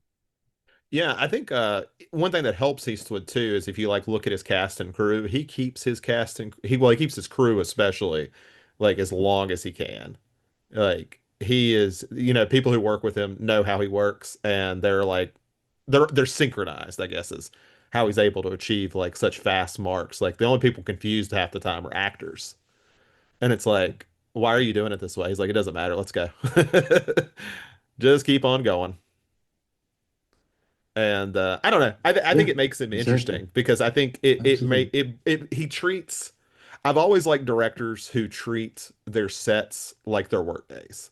Like, you hear about Fincher, you hear about Kubrick, and you hear like how miserable they can make a set and like how this is for the artistry of it. We're gonna do this 100 times for the artistry of it. And then you have people like Eastwood or Carpenter who said, all right, this is our schedule for today. We're gonna get as much done today as we can. This is the plan. After that, we just go home. It's almost treated like a work day. Like these are our hours. We're gonna go home. We like if I say we Yeah. stop at 5, we stop at 5, we go home. Like Yeah. that's all we're Yeah. doing. Yeah. We'll make it up tomorrow if we have to. Yeah. And I don't know. I've always respected that because I think it adds like almost a grounded layer to their films, like because they feel very much more down to earth for that. Like they just like look they're artists almost accidentally in a sense. So I don't maybe not accidentally, but they're artists second and Yeah. they're workers first. I don't talk a lot about um my job and stuff on here for good reason. I mean, this is not a professional podcast, but it's actually very similar to how I approach sales. And I think it's in a way it's weird to some people because I'm dealing with a lot of executives and like a lot of people that are kind of leading some of these big companies. And I have a theory that everybody's just trying to get a job done and go home to their kids or go home to what they like. Yeah. It doesn't matter what your position is. Like you gotta, you get in sometimes if you're a CEO or well, I don't talk to CEOs, but let's say you're CIO or VP of IT in some big company, you might get in an hour early and you might leave an hour later. But like at the end of the day, you're just trying to get a job done so you can go support the things you love. And I take that approach into meetings, and I think it's helped me because I'm not intimidated by anybody. If they're based on their title, I'm just assuming that they have a problem to solve, and I'm here to help solve it. And so it allows me to keep it very focused on the problem, as opposed to being freaked out by who I'm meeting, if that makes sense. Which is which is a very easy trap to fall into because like a lot of people they get really nervous with their one shot at speaking of some VP of IT. Like, okay, this is my one chance. I got to be perfect. And I just think for me at least, I can't do that. I can't fake that. So I've got to just be normal and like look at the problem. And I think that what you're talking about directors that do that resonates very deeply with me because yeah, like at the end of the day, like it's it'd be amazing to meet Clint Eastwood. And if I met him at a party, I'd probably be super nervous. But if I met him talking about a film, I bet you it would be very much just about the movie, not about the person. And I bet you there's something very soothing about that. If you're an up and coming artist trying to break in, where he would probably just sort of like, push all that ego stuff to the side and just talk about the project, which would be very, very soothing, very helpful for young people coming up. Well, and I think I do see that like in interviews you're talking about like people who have interviewed like I remember watching a Carpenter interview years ago where you could tell the guy's just like I need to talk about like the artistry of this movie. He's like, what the fuck are you talking about? Let's just talk about the movie. Like Yes. he's like, we don't need to get deep into this. He's like, let's just talk about stuff. And I think that is something that a lot of people fall into. Like they feel these people are bigger than life, and it's like, no, they're just a lot of them are really, they have more money than I'll ever have, but a lot of them really are just normal people that just want to do a job and be done. And I don't know. Yeah. I've always liked that. I think it's an interesting process. Like, I know plenty of people have an issue with like Eastwood's movies or Eastwood as a person, but you hear the actors who enjoyed working with him numerous times. They always just really appreciate him. Tom Hanks has talked about Eastwood a lot because he played in that Sully movie about Mm. because Hanks would talk about like the that a lot of directors make a big thing about saying action and stuff like that. Like they want to yell so everyone can hear it. And he's like, Eastwood's so funny because where he worked on Rawhide, he was like, one thing he hated was directors who were real loud and it would startle the horses. So, when he's just sitting there and he's like, he does it real calmly. He's like, all right, rolling, go. And that's all he does. And so it's always interesting to hear these stories because you're like, Eastwood has been he's been acting since the 50s. So Yeah. to hear like all these like weird things he learned just from working with people like Don Siegel, he worked on Rawhide, he worked with Sergio Leone, and he takes those like what he learned and says, okay, we're gonna not do this stuff like at all because it's dumb and unnecessary. That reminds me almost of, and I know we have to move on to talk about a modern day Western set in LA. Absolutely. But that reminds me a little bit of Dennis Hopper, although their career took different turns. They Mhm. came up as actors, right? They just came up as people just trying to get a job and working in all sorts of different types of roles. And so I don't know. It seems like they both took an anti. I don't know what the word would be, like Almost anti-traditional. Like this is traditional. like Yeah. you're almost like breaking down what directors typically do and say, is that necessary? Yeah. Yeah. Yeah. Yeah. Yeah, it's like, do we need to do that? Like, if we don't, we shouldn't. Yeah. But yeah, if there's no more on Josie Wales, we can move on to our final one, which I know will be as deep and rich in discussion as the first two, I'm sure. You joke, but this movie's got layers, man. All right, so the final movie is one of my sister's favorites, Clueless. So shallow, rich, and socially successful, Cher is on top of her Beverly Hills high school pecking scale. Seeing herself as a matchmaker, Cher's first coaxes two teachers into dating each other. Emboldened by her success, she decides to give hopelessly klutzy and new student Ty a makeover. When Ty becomes more popular than she is, Cher realizes that she's disapproving stepbrother was right about how misguided she was and falls for him. They just gave the whole movie away in that one paragraph. Yeah, I was reading it earlier and I'm like, this is the movie. What are you Yeah, like doing? that's literally beginning to end of the movie. So I guess there are no spoilers in this section since Letterboxd does that for us. So. No, but it's okay. Like this is a story that's from the 1700s, right? This is Jane Austen's Emma, right? Yeah, it's based on Yeah, Emma. yeah, So, I mean, this is a well-known story. If you're surprised at the ending of Clueless, go read something. sure, that's fair. So Adam, we'll start with you because I know you were a fan anyway. I don't trust anyone who doesn't like Clueless. If you don't like Clueless, I immediately distrust you. Um, because it means you either don't watch good movies or you are a snob who just assumes that Clueless is just a dumb chick movie.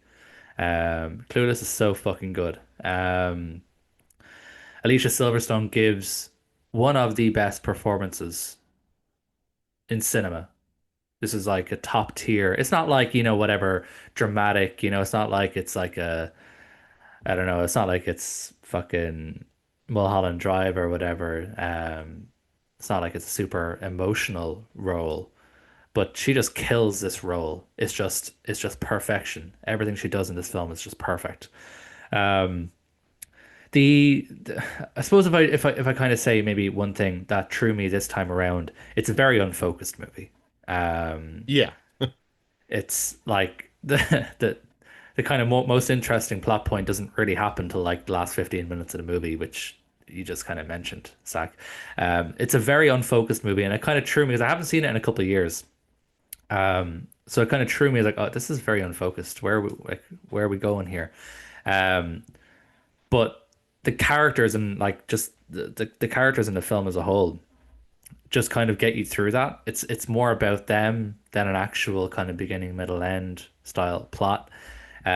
It's about Cher, it's about Dion, it's about Ty, it's about even like the smaller characters like are really great. Like speaking of Mulholland Drive, Cher's dad, for example, Mhm. who's the this is the girl guy from Mulholland Drive. Oh, it is him, isn't it? Yeah, this is Wow. the Yeah. girl.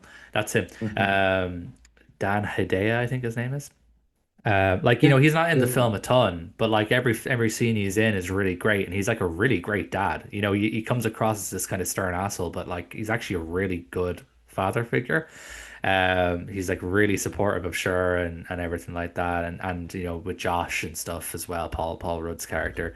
When he He's doesn't a have to do anything with he Paul. doesn't. Like No, he no. doesn't. He's just he is like actually a good guy underneath this kind of hard exterior. But like the film doesn't also really have like a particular scene where he's like, a lot of the time with like hard characters, there's like a scene where like shows them being soft, and it's like, Mhm. oh, maybe he was a good guy all along. This film doesn't really have that because it doesn't need to, because he even though he's like shouting all the time, the things he shouts are really good. Like when he gives like Cher pep talks, and he's like, I don't want you dating some boy who doesn't think you're like the greatest girl around. This boy seems like an idiot. What are you talking? Like, you know what I mean? He's still being like an abrasive asshole, but the things he's saying are really nice. Um, so he's a really interesting character. There's lots of side characters just have these kind of small moments where it seems like they're maybe playing caricatures, and then it's kind of subverted a little bit. Like that's that guy from Scrubs. Yeah, yeah, The yeah. The second lead actor, the black guy. I can't remember Yeah, I don't know his yeah, name, but he's a very yeah. something Faison or something like it. Donald Donald Faison. Donald Faison. I've never watched Scrubs, so I'm sorry. But like he Same. has this really funny scene where he comes up to Dion and he's like, "Hey, woman, lend me whatever, lend me $5." And she's like, "I said, don't call me woman." And you think that's where the scene is gonna end, but then he's just like, "Well, you should know the street slang is a really valid form of expression. Most of the feminine pronouns, they may be mocking, but they are not necessarily misogynistic in what I." And you're just like, "Okay," you know what I mean? And in that respect as well, like the black characters in general are written very well because none of them are caricatures. Even if they seem initially they might be a caricature, they're very well written. They're very full characters. They're very well educated. Like Dion especially is like a really great like I suppose like if you were like looking for like a black role model character, like Dion would be a really good example of that because her blackness is actually irrelevant in the whole film. She is essentially just like a regular, intelligent woman who kind of knows herself and knows what she wants and knows what she wants for herself. And so she's a great character. And especially to have in like the 90s and stuff where so much black characters were just, caricatures of kind of street characters. Um, she kind of stands out a little bit in that respect. Um, so yeah, like I kind of said before, I don't trust anyone who doesn't like Clueless. It may not be the perfect film in terms of plotting, and it may not have like super emotional scenes or anything like that, or like powerhouse emotional performances. And the cinematography may be, just nice. It may not be breathtaking or game changing, but I think this is a film where the characters and how the characters interact with each other and how the characters are written is the key part of what elevates this film kind of above other kind of coming of age teen comedies, which to be honest, this is probably the best one apart from maybe like, like Ferris Bueller's Day Off, or like The Breakfast Club if you're into The Breakfast Club. I know it's kind of a polarizing one. Um, I really like think this inspired Mean Girls quite a bit too. Like when I'm sitting there watching it, I'm for like, sure. I can see how Mean Girls came back because they're looking at someone like Cher, and you're basically saying, how do I make her the villain? exactly. And that's what I was wondering. That's what I was kind of thinking as well when I was watching this. Is like it's funny how you would assume at face value because of how teen comedies ended up being in the 2000s, where it was all about a mean girl. You would on face value, if you like didn't watch this film, if you just kind of knew vaguely about it and saw some clips and stuff, you would assume that Shura is a mean girl, but she's really not. She's like a really just a nice person. Yeah. Like That's she preppy. does, She's she preppy is, nice. she's self-serving, she Yeah. does nice things for her own. Like at the end of the day, she gets her teachers together because she needs to improve her grade or whatever. But I definitely wouldn't class her as a mean girl. She knows what she wants and how to get it. Um, but the way she goes about getting them, everyone still wins. Like, yeah, she gets her A in debate, and that's why she got the teachers together. But like, the teachers got to be together and they got married and they were happy. So you know what I mean? There was no victims Yeah, here very good. out of what she does. So It would um, be opposite of what Regina George would do. precisely, yeah, exactly. Like with Regina George, she and again, Mean Girls is a great example. That's probably another one where you're talking about the cream of the crop of this genre. Mean Girls is another great example. Regina George, she gets what she wants and she doesn't care about what the fallout is afterwards. Whereas with Cher, there's always a kind of a net positive with everything she does in the film. And I have to look which came first, but I feel like Legally Blonde came right after this, and Elle Yeah, I Woods think is kind of I like would. that too. Yeah, I would assume Legally Blonde, which I don't really class as a coming of age No, film because she's yeah, in college already. So that's why I wouldn't really. But like, that's another great example of a kind of a. I hate using the term chick flick, but like these are films that get pigeonholed as chick flicks, but are kind of more than that. Like they shouldn't be looked at that as a negative thing.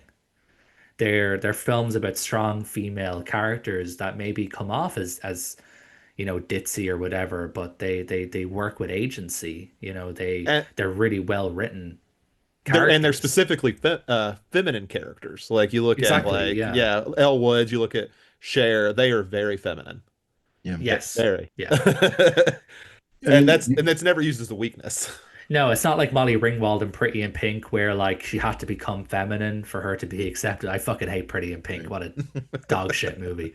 Um, but it's kind of the antithesis of that, where these girls are feminine. They care about their looks. They like to dress well. They like to be feminine outwardly, but that's not a negative.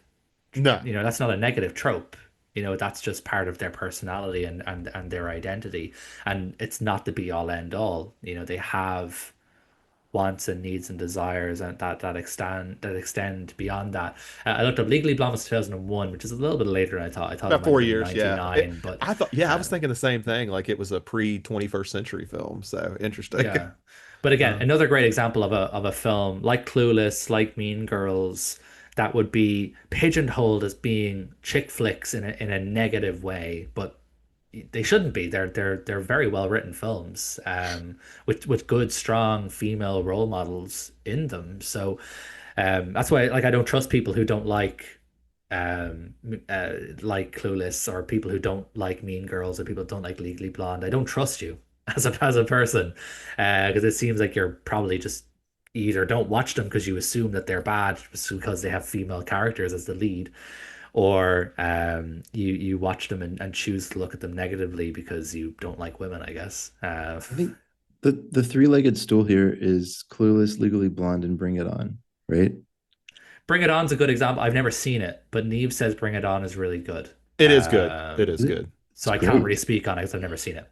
Yeah, watch it, you chauvinist. Um, I've become the thing I swore to destroy. It's just never come across it's no, I never come across my understand. radar. But I do think we can't say all the things we're saying without talking about Jane Austen for at least 30 seconds. Okay, well, Like I've never read Emma, so please, you need to do she was this. all of the things we're saying, right? Her her prose is as good as any male prose. The way she writes characters, she's very witty. She loves turn of phrase. She's extremely aware of like society and how it works and like the interplay. I don't know that Emma's necessarily the novel I would start with from her. Like, I I mean, mean, Pride and Prejudice exists. exactly, Yeah. exactly. But I think Pride and Prejudice is an amazing example of how capable she is of just making a story that's extremely feminine, but also so well written that you can't help but kind of get into it. Like I used to joke, and I don't know if this joke is not no longer appropriate, but I used to say that even though I'm not a homosexual, the gayest thing about me is my love for Jane Austen. Um, It's fine. I and like I don't Jane know. Austen too. Okay, awesome. But like she's this incredibly strong female writer that she writes like you just said, Adam. She writes from the female or Zach maybe sorry I can't remember exactly who said it. She writes from the female perspective. This is not a movie that is saying it needs to sort of confine to the male gaze or like the male point of view. So in that way, it's even kind of a feminist writing, like not in the sense that it's overtly feminist, but just that it's celebrating the strength of women. And I love it, man. I love Jane Austen for that. And I think Emma's a great example of this. And Pride and Prejudice is the goat. But yeah, if you haven't read Jane Austen because you're like, oh, I'm not really into romance books or anything, I would recommend giving it so one of her books a chance, the one that seems the most interesting, because she is a phenomenal writer of character and story. I'll So, leave it at Chris, you that. have not talked about what you think about Clueless. Yeah, it always takes me a while to get settled into 90s these kind of 90s movies. But I did end up liking it a lot. I mean, Oh, good. I've seen it before, obviously. I just don't love the 90s aesthetic. Like, I don't know. I feel like, there's that joke going around Reddit of like how the 80s is portrayed versus how the 80s actually was, and it's all like muted furniture and muted colors and really boring. Yeah. I kind of feel that way about 90s movies too. Like they're kind of it's an exaggerated version of my childhood. Like it was not like that. So it, Well, to be fair, did you grow up in the valley with a litigator dad in a mansion? Because it might no, have been That's that's a like good, where that. excellent point. It might have been like that in the valley with a that's where I went litigator dad wrong. in a mansion. Did you not have uh, a computer that did your wardrobe for you? that was cool. Cool That feature. was awesome. I also love the cell phones in because this is really early cell phone stuff Yeah, too. And I yeah, was yeah, like, Yeah. oh, I was like, this is awesome. yeah. We're not going to take Oh. calls at the dinner table. Exactly. No, no, I have to mention though. So this is cool though. So you're if we're thinking of your family as being competitive, Zach, your sister wins, okay? So this is the highest rated movie that we have seen from your family. Thank It God. doesn't surprise me. It's very that's a very letterbox sort of thing. I'm not surprised at all. I mean, but this is, even classic critics, right? This is number Yeah, eight. This is number 865 overall. really. Okay.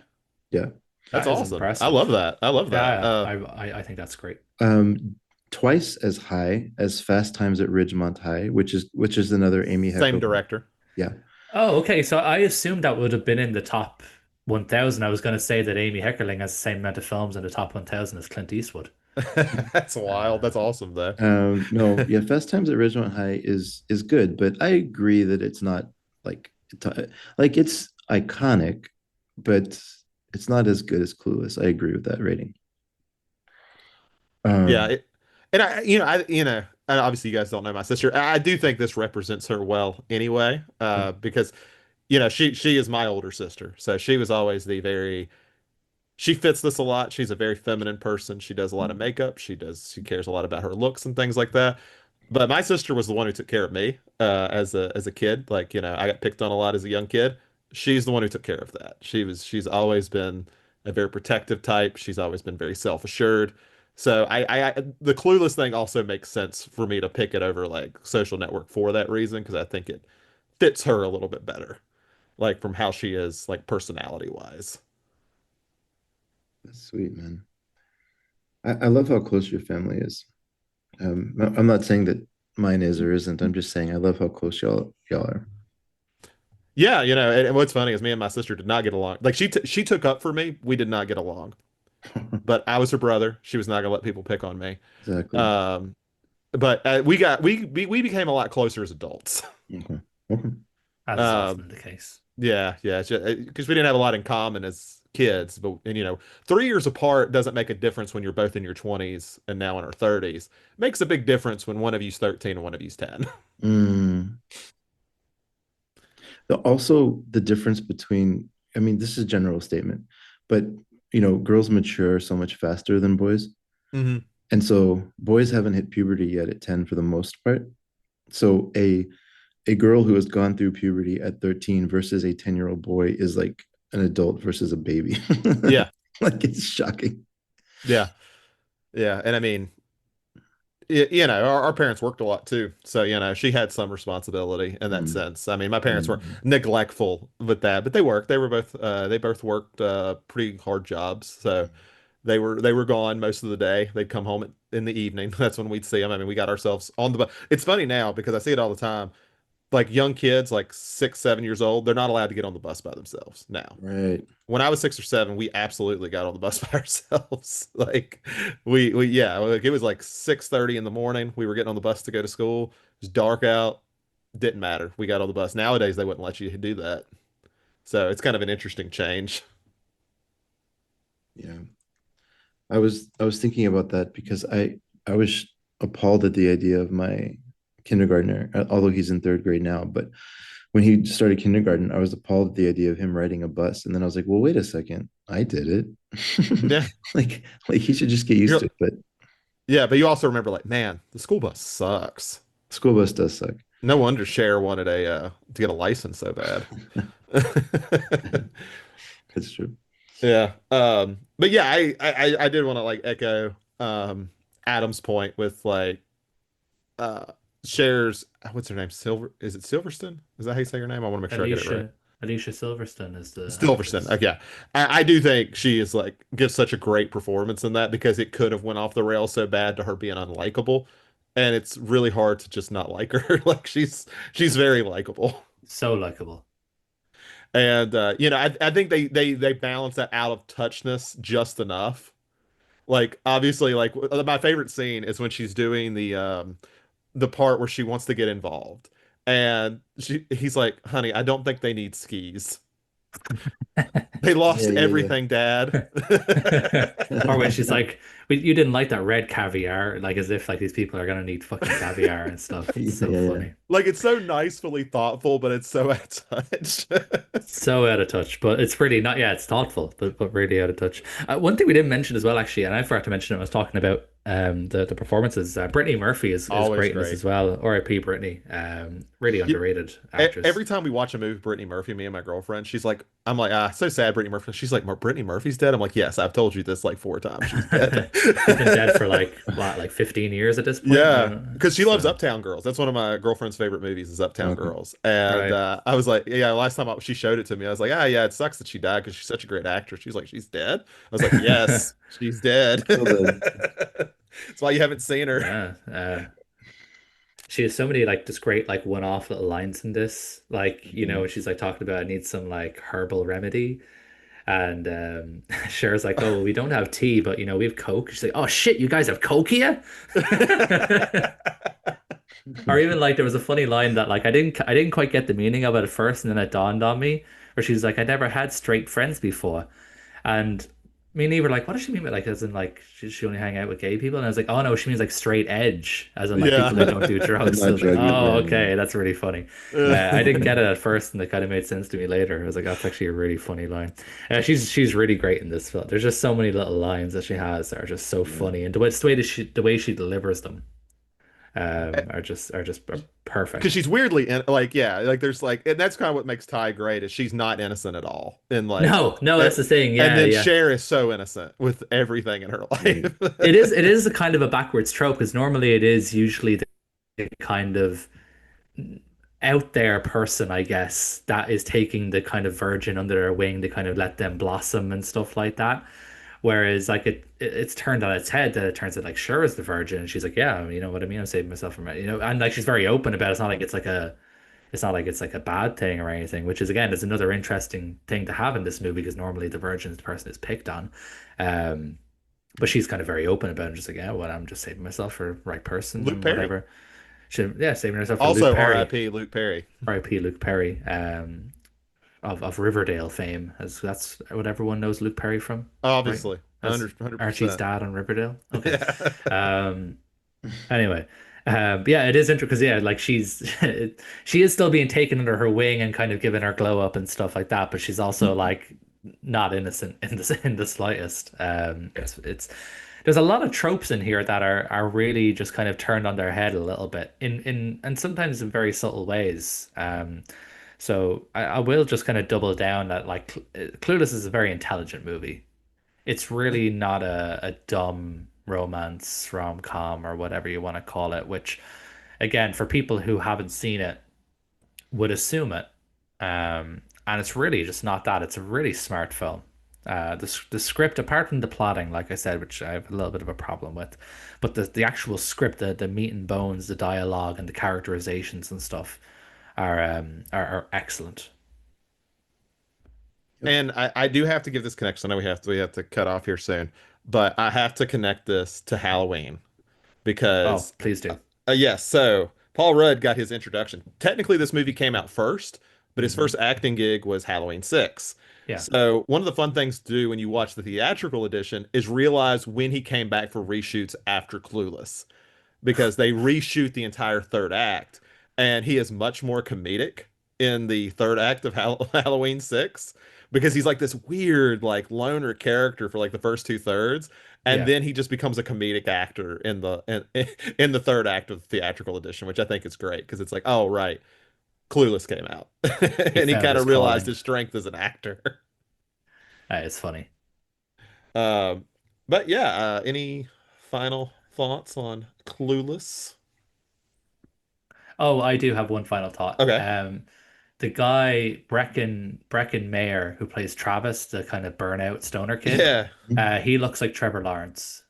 Oh my Yeah, God, he does. that's true. I need That's Trevor my only Lawrence thought. to become like a big enough story so we can get like a movie made and they can just put him in it. He was also in to connect to another slasher franchise. He was also in Freddy's Dead: The Final Nightmare. He was. That's correct. He always looks older than he is. Like he's kind of the funny one to put in there because I'm like, even if this dude was 19 when this movie was, I don't know how old he was. He's always looked like 35. Yeah, yeah, No exactly. matter when, he's 35. But Breckin Meyer was one of these heartthrobs in the 90s, right?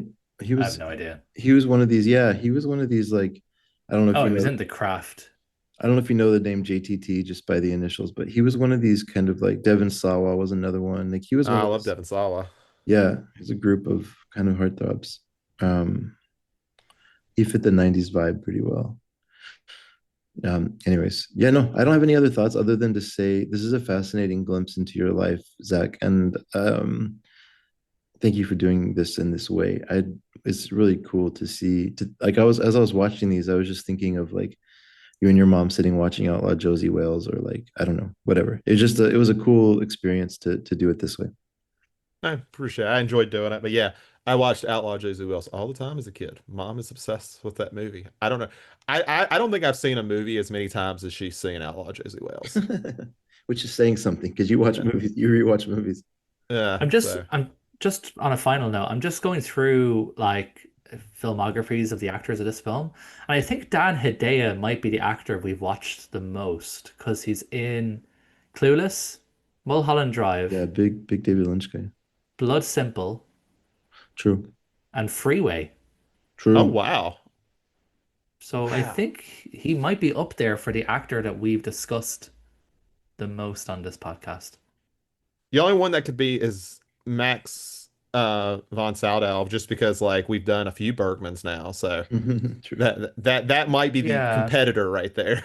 that'd be the competitor. Maybe during my downtime over the next few months, I'll have a read through all of our episodes and figure out the directors and actors that we've tackled the most. Is there a way to put analytics on lists? Because If for you a have long the Patreon, you do, yeah. okay, because for a long time I was keeping a list of every movie we ever discussed. Um, Oh, I right, yeah. I have since not kept up with it, but Well, you were doing anytime we mentioned a movie, you put it on a Yeah. list. That was So that's that that was going to be impossible. it's not good. It's not good data. true, true, I'll true. think about doing that. Maybe I'll put it on the Substack or something. I'll do like first 5 years of They Live by Film. What actors and directors have we discussed the most? Awesome. I might work on that during my downtime. Because the good thing when the baby does come, like Eva will still be going to daycare, so Okay. I should still have a good bit of downtime during my day. So I can do little projects like that before I go back to work. I suppose before we wrap up, because I know you got to jump off, Zach. What are you guys planning on doing while I'm away? Do you have a horror theme lined up for October, or what's your plan? You want to tease it, Zach? Go ahead. Sure, yeah. So we wanted to do another director run, and we were trying to sit there. We had a few options, but I think the one that'll be the most interesting, especially from that like 70s and 80s era, is Toby Hooper, who is Nice. probably both one of the most influential horror directors and weirdly one of the most overlooked. He's kind of in that weird gray area. So I think we're going to be doing a full run through of his career. Who And how many films is that? 22, 23? Was it something like that, Chris?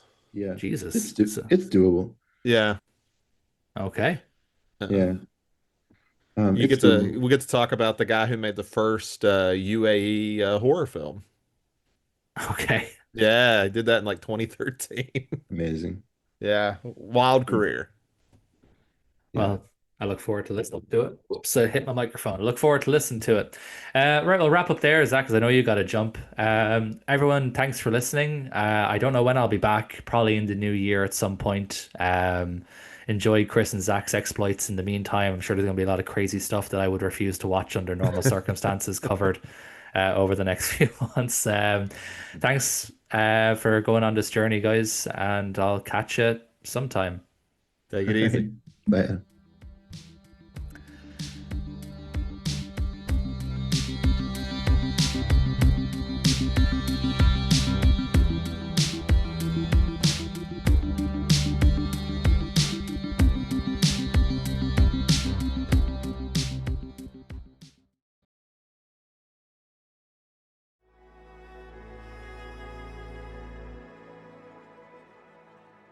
Thank you for listening.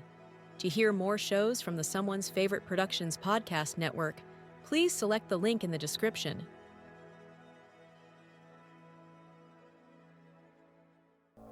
If you're looking for more horror outside of the mainstream, look no further than Unsung Horrors, a podcast about underseen horror movies. I'm Lance. And I'm Erica. Every other week, we'll cover a horror movie with fewer than 1,000 views on Letterboxd.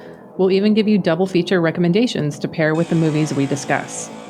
From gothic to shot on video, from slashers to comedies, from giallo to J-horror, we'll cover all the subgenres. So join us as we unearth these hidden gems of horror. Follow us on Instagram, Twitter, and Facebook, all at Unsung Horrors, available wherever you listen to podcasts. And part of the Someone's Favorite Productions podcast network.